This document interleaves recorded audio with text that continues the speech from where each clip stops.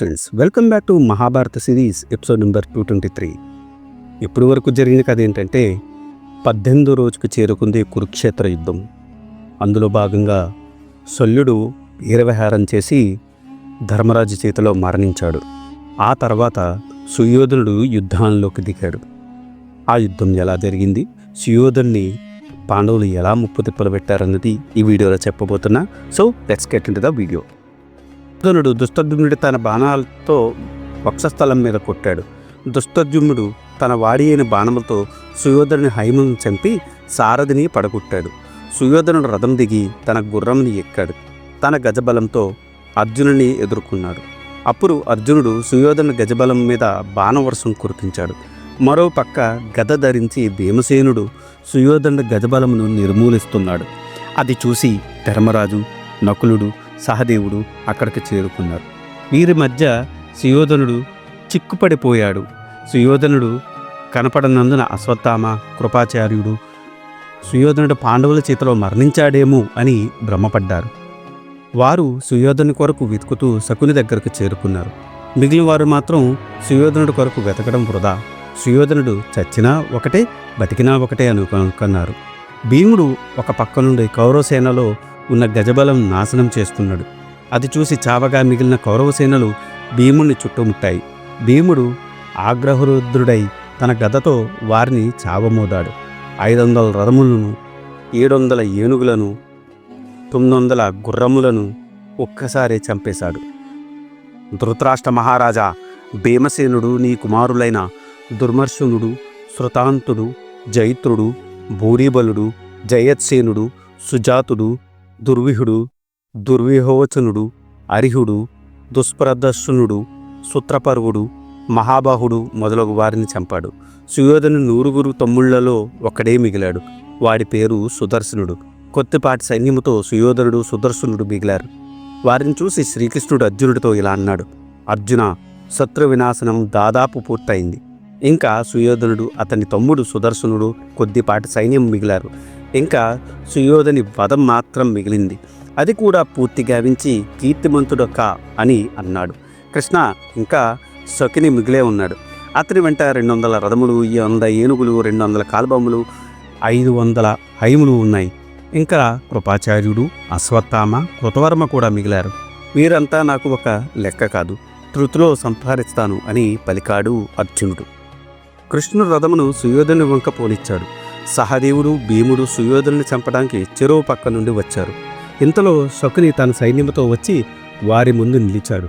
శకుని, సుశర్ముడు అర్జునుని, సుదర్శనుడు భీమసేనుణ్ణి, సుయోధనుడు సహదేవుణ్ణి ఎదుర్కొన్నారు. సుయోధనుడు ఒక బల్లెము తీసుకుని సహదేవుని మీదకి విసిరాడు. ఆ దెబ్బకి సహదేవుడు మూర్ఛపోయాడు. వెంటనే తెలివి తెచ్చుకొని సహదేవుడు సుయోధనుడి మీద అత్యంత భారీ అయిన బాణములు ప్రయోగించాడు. కౌరవ సైనికులు తోమరములతో అర్జునుడిని కప్పివేశారు. అర్జునుడు కోపించి వాడి అయిన బల్లెబాలంతో గాంధార సైనికుల కంఠములను తెగనెరికాడు. ఇంతలో త్రిగర్త సైన్యముకులు అర్జునుడిని చుట్టుముట్టారు. అర్జునుడు సంసప్తులతో ఒకడైన సత్యకర్ముడి తలను నెల మీద పడేటట్టు దొర్లేటట్టు కొట్టాడు. మరొక సంసప్తుడు సత్వేషుని కూడా చంపాడు. ఆఖరిన మిగిలిన సంసప్తుడు సుశర్మ వక్షస్థలమునకు గురిపెట్టి ఒక బల్లెం విసిరాడు. ఆ బెల్లం సుశర్మ వక్షస్థలమును చీల్చింది. అతను మరణించాడు. వెంటనే అర్జునుడు సుశర్మ కుమారులు అందరినీ ఒక్కొక్కరిని 3 బాణములతో సంహరించాడు. సంపక్త సైన్యం పారిపోయింది. భీముడు చావగా మిగిలిన ధృతరాష్ట్ర కుమారులతో ఒక్కడైన సుయోధనుడి తమ్ముడు సుదర్శనుని సంహరించాడు. ఓ ధృతరాష్ట్ర మహారాజా, ఇంక నీ కుమారుల్లో సుయోధనుడు ఒక్కడే మిగిలాడు. శకుని సహదేవునితో తలపడ్డాడు. 10 బాణములు అతని శరీరంలో గుచ్చాడు. ఆ దెబ్బకు సహదేవుడు మూర్ఛపోయాడు. అది చూసిన భీమసేనుడు ముందు శకుని వెంట ఉన్న గాంధార సైన్యమును సర్వనాశనం చేశారు. అది చూసిన మిగిలిన కౌరవసేన పారిపోయింది. సుయోధనుడు వాడి వెంట పడి వారికి ధైర్యం చెప్పి వెనక్కు మరలించాడు. ఇంతలో సహదేవుడు మూర్ఛ నుండి తేరుకున్నాడు. శకునిపై 10 శరములు ప్రయోగించి అతని విల్లు ఖండించాడు. శకుని వేరొక ధనస్సు తీసుకుని నకులుని మీద శరవర్షం కురిపించాడు. శకుని కుమారుడైన ఉలూకుడు సహదేవుని మీద, భీమసేనుని మీద బాణవర్షం కురిపించాడు.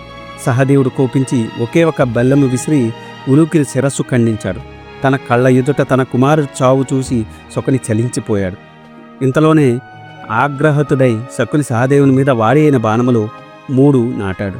సహదేవుడు ఆ 3 బాణములను ఖండించి శకుని విల్లు విరిచాడు. శకుని మహాకోపంతో సహదేవుని మీద కత్తిని, గదను, బల్లెమును ప్రయోగించాడు. సహదేవుడు వాటన్నిటినీ మధ్యలోని ఖండించాడు. అది చూసి శకుని అక్కడి నుంచి తన రథచక్రకులతో సహా పారిపోయాడు. సహదేవుడు శకుని వెంబడించాడు. అతన్ని నిలువరించి ఇలా అన్నాడు: ఓ గాంధార రాజా, రాజధర్మం విడిచి ఇలా పారిపోవడం నీ వంటి శత్రువునకు తగునా? నాడు జోదం ఆడినప్పుడు నువ్వు చూపిన చాతుర్యము ఇప్పుడు చూపించు. నాడు నీవు ఆడించిన మాయాజోతం ఫలితం చూసావు కదా, సర్వనాశనమైంది. నాడు జూతంలో ఓడిపోయి తలలు వంచుకున్న మాలో ప్రజ్వరిల్లు కోపాజ్వాలాలు ఫలితం చూసావు కదా.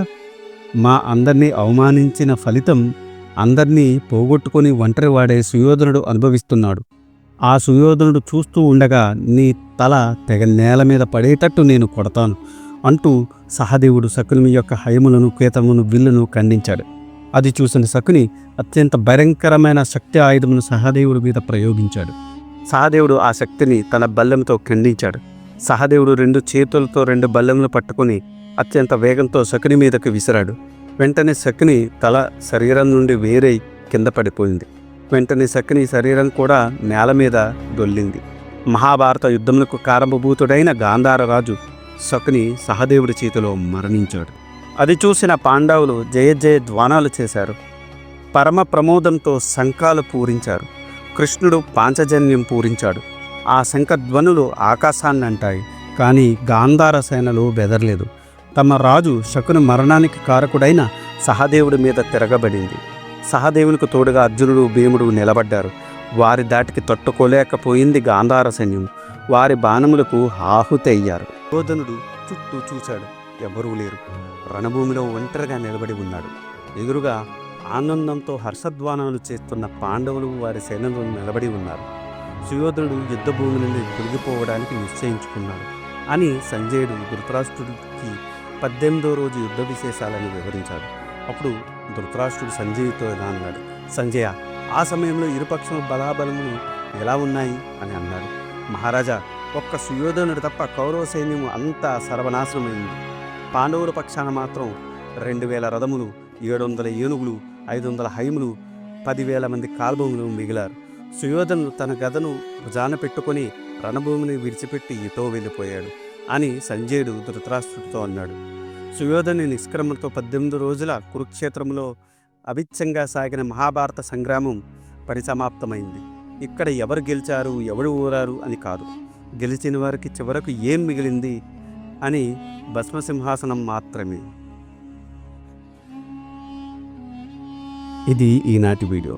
ఆ తర్వాత ఏం జరిగిందో తెలుసుకోవాలనుకుంటే మీరు నా నెక్స్ట్ వీడియో కోసం వెయిట్ చేయాల్సిందే. దానికన్నా ముందు నాదొక చిన్న రిక్వెస్ట్. నేను చేసే ఈ మహాభారత సిరీస్ వ్యాస భారతం నుండి కవిత్రయం అంటే నన్నయ్య గారు, తిక్కన గారు, ఎర్రాప్రగడ గారు తెలుగులోకి అనువదించారు. అదే ఈ మహాభారతాన్ని నేను మీకు యథాతథంగా అందించాలనే సదుద్దేశంతో ఈ వీడియోలు చేస్తున్నాను. ఏ జనరేటెడ్ ఇమేజెస్తో వీడియోస్ చేయడం కొంచెం కష్టతరమైన విషయం అయినప్పటికీ మన సనాతన ధర్మంలో ఉన్న మంచిని చెప్పాలనే ఉద్దేశంతో పూర్తి కథని ఈ వీడియోల రూపంలో అందించడం జరుగుతుంది. అందుకని మీలాంటి వారి సపోర్ట్ నాకెంతో ముఖ్యం. మీరు నన్ను సపోర్ట్ చేయాలనుకుంటే జస్ట్ మీ అభిప్రాయాన్ని కమెంట్ల రూపంలో తెలియచేస్తూ, లైక్ చేస్తూ, 10 మందికి షేర్ చేస్తూ మన ధర్మాన్ని 10 మందికి అందేలా చేయాలని కోరుకుంటున్నాను. ఈ వీడియో కనుక మీకు నచ్చితే do like, share and subscribe. Thanks for watching. జై సనాతన ధర్మం.